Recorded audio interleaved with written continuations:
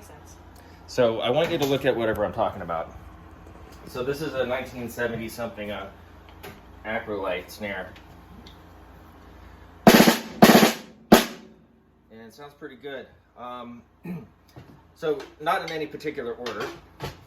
When I play snare drum, especially concert snare drum, I try to set up the throttle switch right here, so it's right in the middle of me.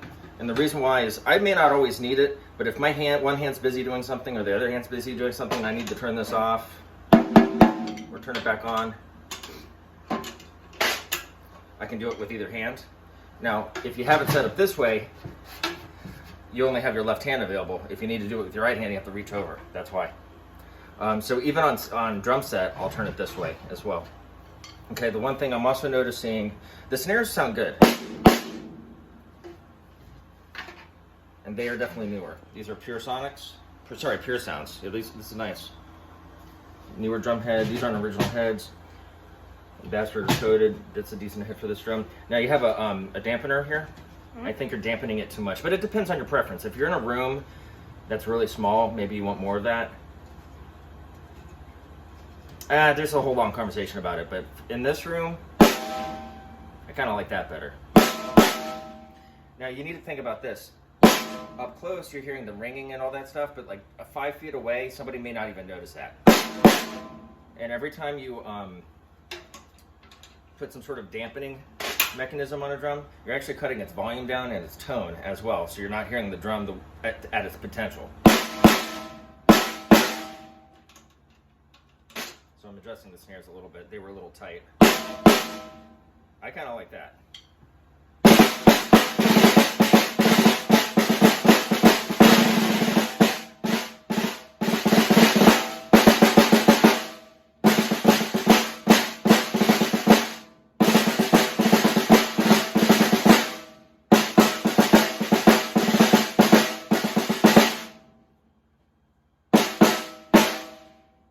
I'm not going to mess with your drum. I could probably tune it to fit more of my preferences a little bit differently than this, but I like the way it sounds just the way it is, so I'm not going to mess with it. But since you like having that dampener on there, I'm going to tighten it up a little bit. Can't remember which way to go. I think it's this way. Just because that's your preference, and that's fine. That sounds pretty good. Your preference is your preference. There's no right or wrong way to do this.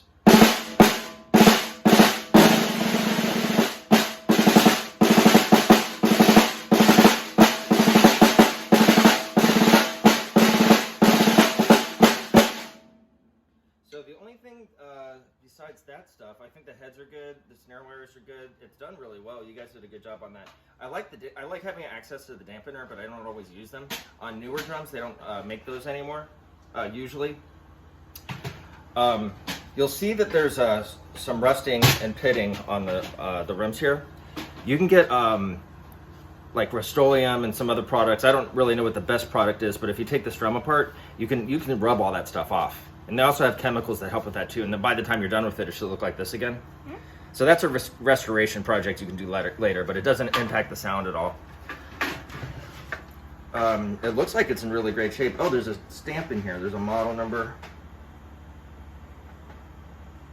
The date. It says 21720. So I'm guessing it's February 1st, 1972. That's my guess. Yeah, and it says model. That's what we got when we researched it, yeah. Yeah, it says model 404. I don't know what that C is about. So if this is a 1972 drum, this drum is 51 years old. That's awesome.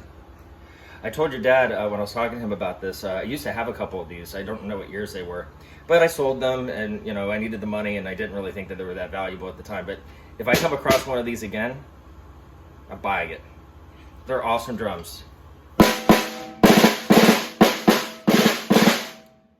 right, what is this called? Single stroke. What is this called? Double stroke. And what is this called? Triple stroke. And what is this called? Single stroke 4. Good. What is this called?